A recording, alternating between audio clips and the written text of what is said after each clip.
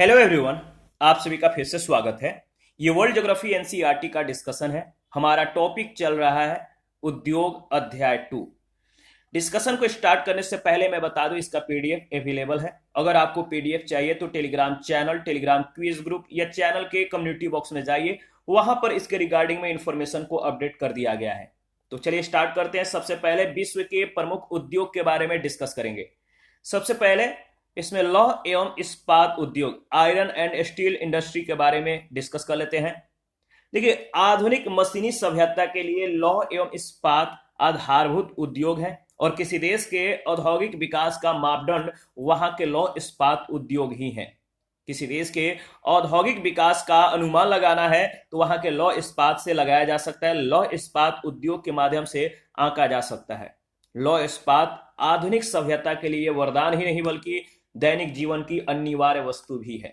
आर्थिक और तकनीकी विकास के साथ साथ इसका मांग और उत्पादन दिन प्रतिदिन बढ़ता ही जा रहा है। इस प्रकार इसे आधुनिक अर्थव्यवस्था का जो है बैकबोन कहा जाता है, बैकबोन ऑफ मॉडर्न इकोनॉमी कहा जाता है। लौह इस्पात बनाने के लिए लौह अयस्क से प्राप्त लौह अंश को कोक, चारकोल और चूना पत्थर आदि मिलाकर भट्ठी में प्रगलन के लिए, गलाने के लिए डाला जाता है और इस मिश्रण को अत्यधिक तापमान पर पिघलाने के लिए गर्म हवा, ऑक्सीजन और तेल को तीव्र झोंकों के द्वारा भट्टियों में डाला जाता है और इन भट्टियों को झोंका भट्टी भी कहते हैं। पिघला हुआ लोहा एक सांचे में डाल दिया जाता है जहां वह ठंडा होकर ठोस बन जाता है और इसे कच्चा लोहा कहते हैं। देखिए, इस उद्योग के लिए प्रमुख धातु लोहा है जो लौह अयस्क से प्राप्त होता है। अधिक उपयोग किए जाने वाले लौह अयस्क मैग्नेटाइट तथा हेमेटाइट है। देखिए, मैग्नेटाइट में लोहांश सबसे ज्यादा होता है 72% और हेमेटाइट में 60 से 70%। इसके अतिरिक्त अगर बात करें तो लिमोनाइट का भी प्रयोग किया जाता है जिसमें लोहांश की मात्रा 40 से 50% होता है। देखिए, 1 टन लौह इस्पात बनाने के लिए 1.5 से 2 टन लौह अयस्क की जो है आवश्यकता होती है। बहुत से लौह इस्पात उद्योग लौह अयस्क के भंडारों के निकट ही जो है स्थापित किए जाते हैं। कोयला, सामान्यतः 1 टन लौह इस्पात बनाने के लिए 2 से 2.5 टन कोयले की जरूरत होती है। इसलिए अधिकांश लौह इस्पात जो इंडस्ट्री होता है कोयला क्षेत्रों के निकट ही स्थापित होते हैं। लौह इस्पात उद्योग में मुख्यतः बिटुमिनस कोयला का प्रयोग किया जाता है। इससे कोकिंग कोयला भी बनाया जाता है। विश्व के प्रमुख लौह इस्पात जो केंद्र हैं आपको ध्यान में रखना है, जैसे संयुक्त राज्य अमेरिका का लौह इस्पात उत्पादक केंद्र जो है वह पिट्सबर्ग, इसे विश्व की इस्पात राजधानी कहा जाता है। इसके बाद बर्मिंघम, शिकागो, डुलूथ में सावी श्रेणी। कनाडा में हैमिल्टन है, ब्रिटेन में न्यू कैसल है, फ्रांस में लियोन विले लॉरेन व सार क्षेत्र है, जर्मनी में डार्टमंड, एसेन, डसेल्डोर्फ है, रूस में मॉस्को, मैग्निटोगोर्स्क, चेलियावांसिक, टूला है, यूक्रेन में याद रखिए क्रीवायरॉग, रोसग्रो है, जापान में ओसाका, कोबे व क्योटो, नागासाकी, यावाटा, कावासाकी, टोक्यो है और यावाटा जो है जापान का पिट्सबर्ग इसको बोलते हैं। चीन में अनसन मुगदेन है, इसे चीन का पिट्सबर्ग कहते हैं और दूसरा वुहान है। अर्जेंटीना में ला प्लाटा है। याद रखिएगा 5 शीर्ष लौह इस्पात उत्पादक राष्ट्र कौन है? शीर्ष 5 लौह इस्पात उत्पादक राष्ट्र हैं। पहले स्थान पे चीन, दूसरे स्थान पे भारत, तीसरे स्थान पे जापान, चौथे स्थान पे संयुक्त राज्य अमेरिका, 5वें स्थान पे दक्षिण कोरिया। इसके बाद वस्त्र उद्योग के बारे में डिस्कस करेंगे। टेक्सटाइल इंडस्ट्री, भोजन के बाद अगर बात करें तो वस्त्र मनुष्य की दूसरी मूलभूत आवश्यकता है। वस्त्र निर्माण मनुष्य का सबसे प्राचीन उद्योग है। प्राचीन काल से ही लोग वस्त्रों का प्रयोग करते आ रहे हैं। ठीक है, प्रागैतिहासिक काल से ही भारत, चीन, मिस्र, पेरू, मैक्सिको आदि देशों में वस्त्र निर्माण का कार्य किया जाता है। याद रखिएगा। देखिए, वस्त्र उद्योग के लिए विभिन्न प्रकार के रेशों की जरूरत होती है जो वनस्पतियों या पशुओं से प्राप्त होते हैं। जैसे कपास, जूट, फ्लैक्स, हेम आदि रेशे वनस्पतियों से प्राप्त होते हैं। वहीं ऊन, मोहेर, रेशम आदि रेशे पशुओं से प्राप्त किए जाते हैं। वस्त्र उद्योग के बारे में अगर बात करें तो सूती वस्त्र उद्योग है, ऊनी वस्त्र उद्योग है, रेशम वस्त्र उद्योग है और पटसन वस्त्र उद्योग है। इन सभी उद्योगों को बारी बारी से डिस्कस करेंगे। पहला है सूती वस्त्र उद्योग।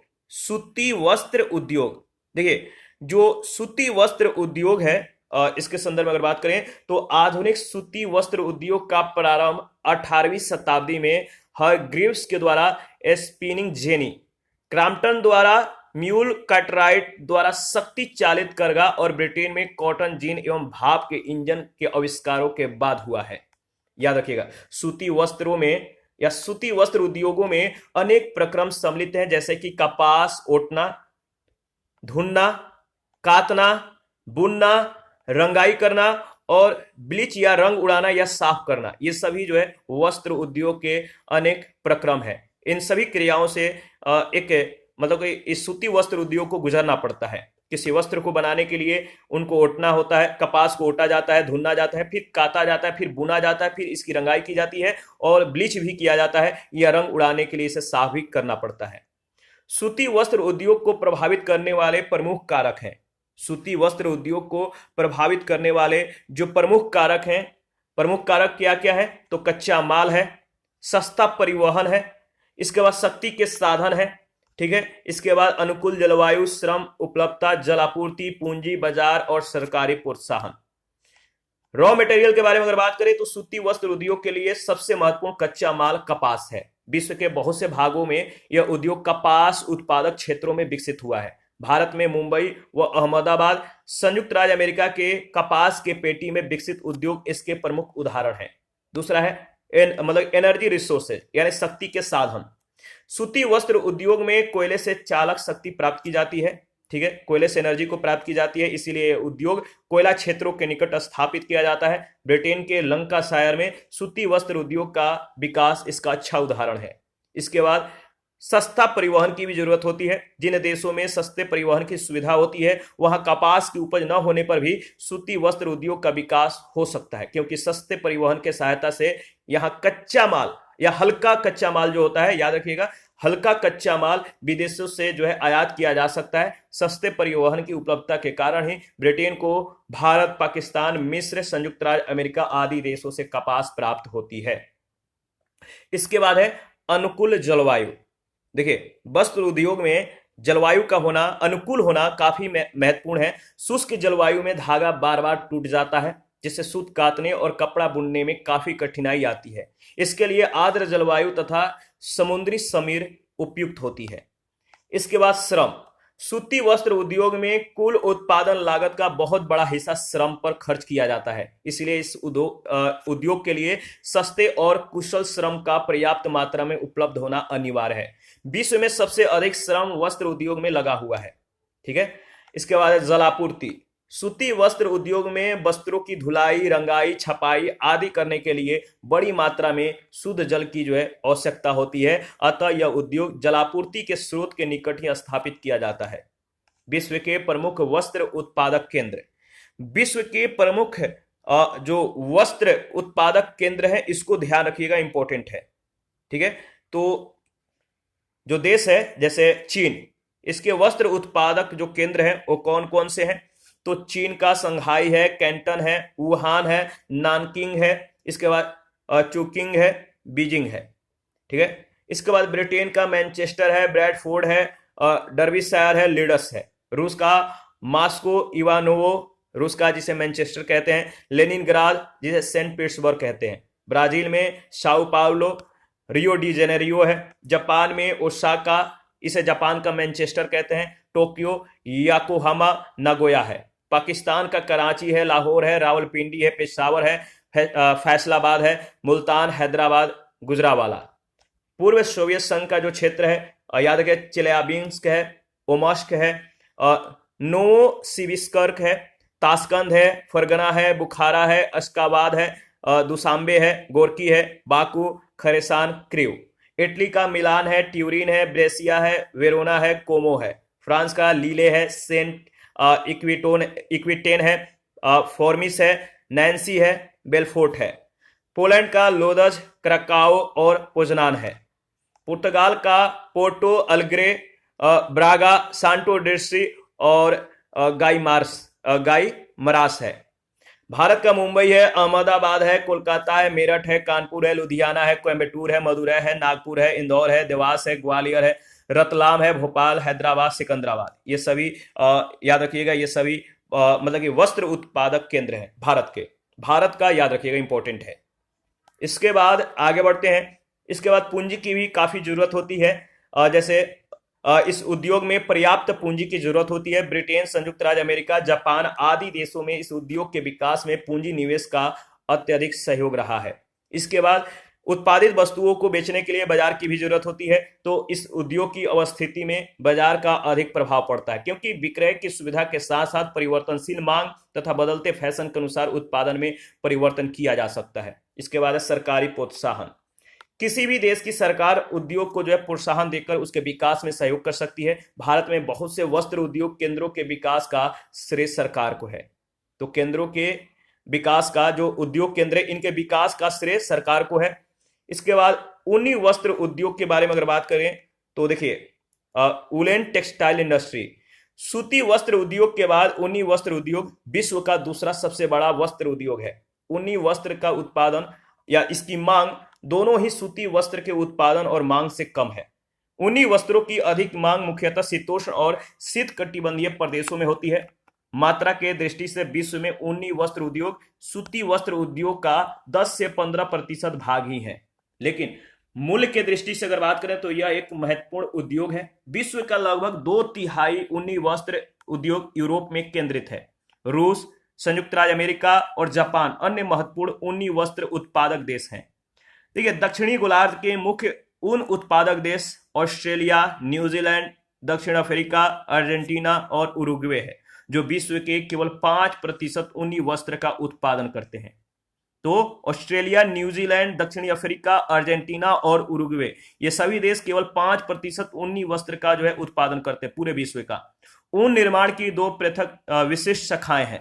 पहला है कच्चे ऊन से धूल और चिकनाई हटाना, और दूसरा है कताई, बुनाई और फिनिशिंग करना। विश्व के प्रमुख ऊन उत्पादक जो केंद्र हैं, जैसे ग्रेट ब्रिटेन का जो केंद्र है वो है ब्रैडफोर्ड, हर्ट्सफील्ड, लीडर्स, ठीक है। फ्रांस का लेले है, रोबेक्स है और टोरकोइंग है। जर्मनी का बार्मेन है, एल्बरफेल्ड है और आकन सेक्सोनी है। इटली का पो घाटी है। जापान का ओसाका, कोबे, टोक्यो, याकोहामा क्षेत्र है।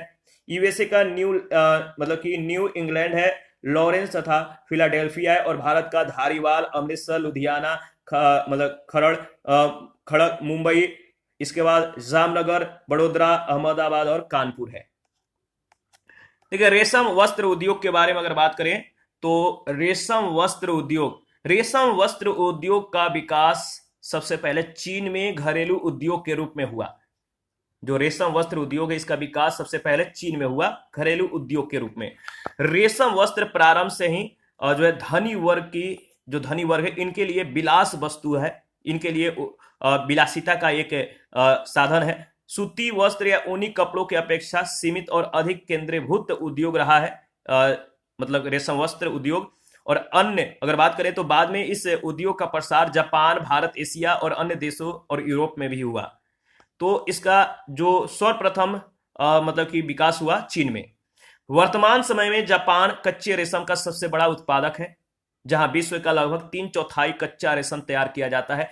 चीन कच्चे रेशम का दूसरा बड़ा उत्पादक है, जहां पर विश्व का लगभग 20% कच्चा रेशम तैयार किया जाता है।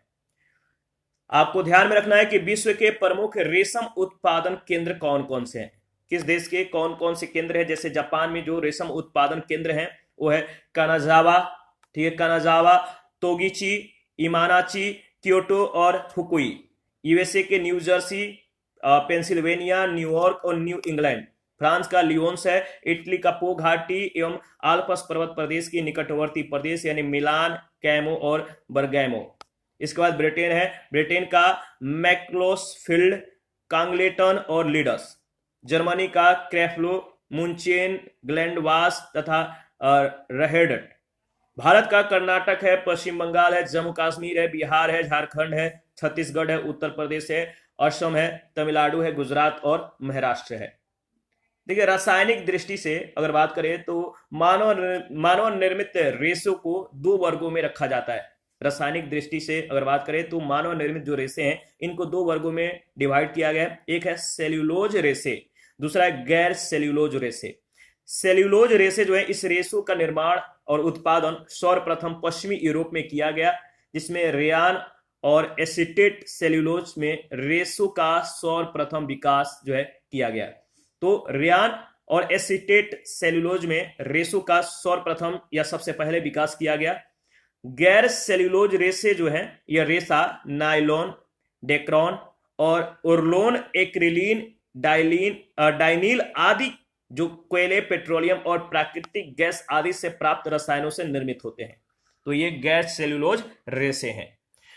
देखिए, डू पोंट ने 1938 में नायलॉन विकसित किया, जो वाणिज्यिक रूप से पूर्णतः सफल मानव निर्मित प्रथम रेसा था। सिंथेटिक रेसों के निर्माण के 3 प्रमुख चरण हैं। सिंथेटिक रेसा है, इसके निर्माण के लिए 3 चरणों से गुजरना पड़ता है। पहला चरण क्या है? आधारभूत कच्चे माल से रासायनिक पदार्थें बनाना, जैसा कि लकड़ी की लुगदी या कपास के धागों या रसायनों से सेल्यूलोज बनाना। दूसरा, सेल्यूलोज तथा रसायनों को रेसों में परिवर्तित करना। तीसरा, रेसों से वस्त्र निर्माण करना। ये 3 चरण है, इसको याद रखिएगा। इसके बाद आगे बढ़ते हैं। देखिए, अगर बात करें तो इसके बाद है जूट टेक्सटाइल इंडस्ट्री, जूट वस्त्र उद्योग। जूट उद्योग का संबंध मुख्य रूप से बोरे, टाट, जूट के कपड़े, मोटी दरियां, कंबल, रस्सी, वाटरप्रूफ कवर और कैनवास के उत्पादन से है। यानी जूट का प्रयोग किन किन चीजों में किया जाता है? बोरे बनाने में, जो सूती बोरा कहते हैं आप, या जूट के बोरे कहते हैं। टाट, जूट के कपड़े, मोटी दरियां, कंबल, रस्सी, वाटरप्रूफ कवर, कैनवास आदि को बनाने में या उत्पादित करने में जूट का प्रयोग किया जाता है। ऊंच कोटि के जूट को कपास या ऊन के साथ मिलाकर कपड़ों के निर्माण के लिए प्रयोग किया जाता है। विश्व के सबसे पहली जूट वस्त्र मिल स्कॉटलैंड के याद डंडी में 1838 में स्थापित की गई थी। भारत से आयातित कच्चे माल पर यह आधारित थी। इसके बाद यह उद्योग भारत और विश्व के अन्य भागों में विकसित हुआ। भारत विश्व में जूट से निर्मित वस्त्रों का सबसे बड़ा उत्पादक है। भारत विश्व में जूट से निर्मित वस्त्रों का सबसे बड़ा उत्पादक है। भारत के प्रमुख जूट उत्पादक राज्य आंध्र प्रदेश, बिहार, उत्तर प्रदेश, छत्तीसगढ़, त्रिपुरा आदि है। बांग्लादेश विश्व में जूट वस्त्र को जो है दूसरा सबसे बड़ा मतलब उत्पादक है। बांग्लादेश विश्व में जूट वस्त्र का उत्पादन में दूसरा स्थान रखता है। बांग्लादेश में जूट वस्त्र उत्पादन के मुख्य केंद्र चटगांव है, नारायणगंज है, खुलना है, चंद्रपुर है और घोड़ासल है। इसके बाद चौमोहिनी है, फिर नरसिद्धि नामक स्थान है। ये सभी जो है मतलब बांग्लादेश में जूट वस्त्र उत्पादन के मुख्य केंद्र हैं। इसके बाद चीनी उद्योग के बारे में अगर बात करें तो कृषि पर आधारित ये उद्योग है। शुगर इंडस्ट्री कृषि पर आधारित है और विश्व स्तर पर गन्ना तथा चुकंदर ही 2 ऐसे फसल हैं जिनसे चीनी की प्राप्ति होती है। चीनी उद्योग कच्चे माल पर आधारित होता है, रॉ मटेरियल पर आधारित होता है और चीनी की कुल लागत का 50% कच्चे माल पर जो है खर्च होता है। विश्व की लगभग 72% चीनी गन्ने से प्राप्त की जाती है और सामान्यतः 1 टन चीनी बनाने के लिए 10 से 12 टन गन्ना प्रयोग किया जाता है। चीनी की जो मिलें हैं गन्ना या चुकंदर उत्पादक प्रदेशों में स्थापित की जाती हैं।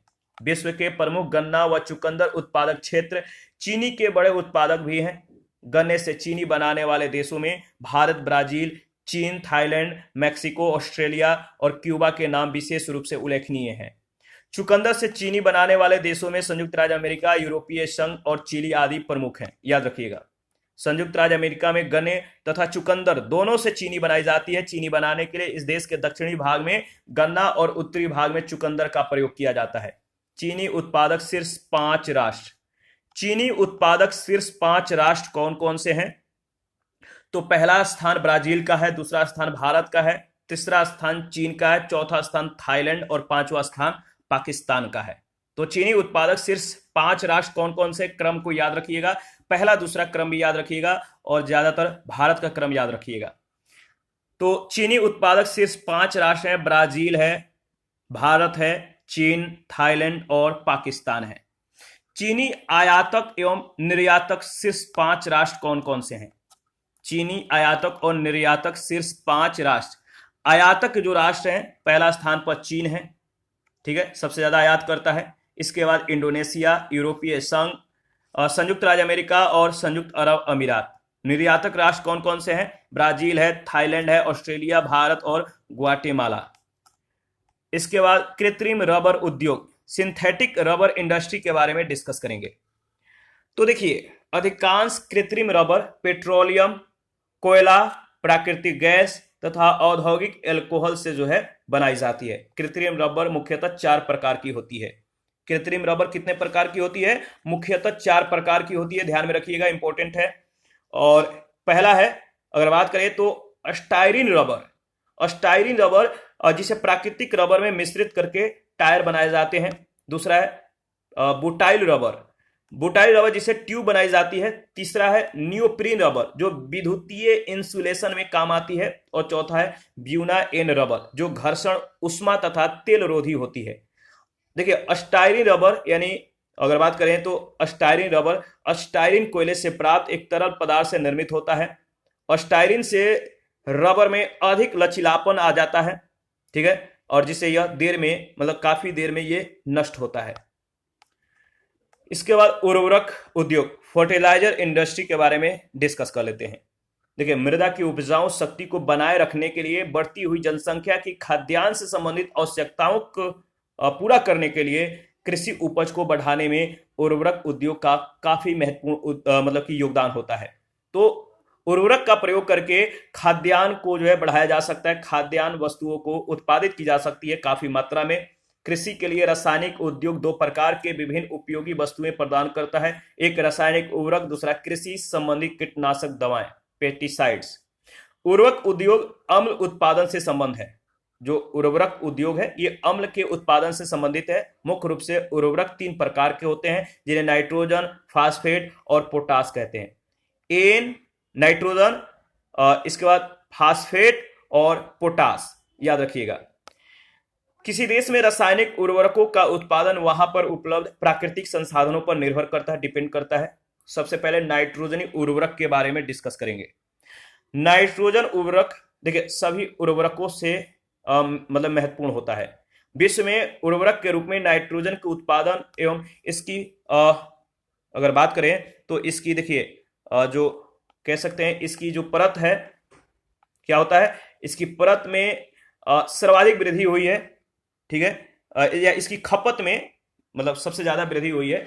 जो नाइट्रोजन उर्वरक है इसके उत्पादन या इसकी खपत या इसकी जो कह सकते हैं कि जो लेयर्स होते हैं काफी उपयोग किया जाता है। देखिए, नाइट्रोजनी उर्वरक के उत्पादन में चीन, संयुक्त राज्य अमेरिका और भारत अग्रणी है। मतलब कि ये सबसे ज्यादा ये देश जो है उपभोग करते हैं इन उर्वरकों का। किसका? नाइट्रोजनी का। चीन और भारत नाइट्रोजन के सबसे बड़े उत्पादक हैं और इस समय ये 2 देश मिलकर विश्व के लगभग 1/3 नाइट्रोजन को उत्पादित करते हैं।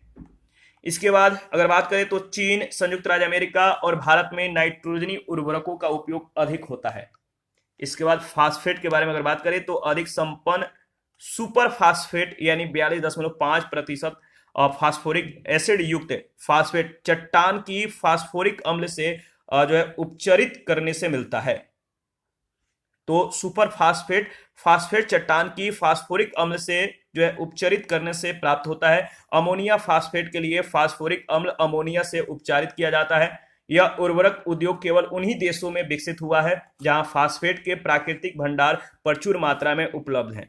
फास्फेट उर्वरक के मुख्य उत्पादक संयुक्त राज्य अमेरिका, चीन, रूस आदि हैं। फास्फेट के उद्योग जो उपयोग है फास्फेट के उपयोग के दृष्टि से चीन और संयुक्त राज्य अमेरिका, भारत, ब्राजील और फ्रांस ये सभी शीर्ष देश हैं। तो फास्फेट के उपयोग के दृष्टि से कौन कौन से शीर्ष देश हैं? चीन, यूएसए, भारत, ब्राजील और फ्रांस। इसके बाद है पोटास उर्वरक। पोटास का सबसे ज्यादा भंडार कनाडा में पाया जाता है और विश्व के 1/3 पोटास यहाँ पे भंडारित है। कहां पर? कनाडा में।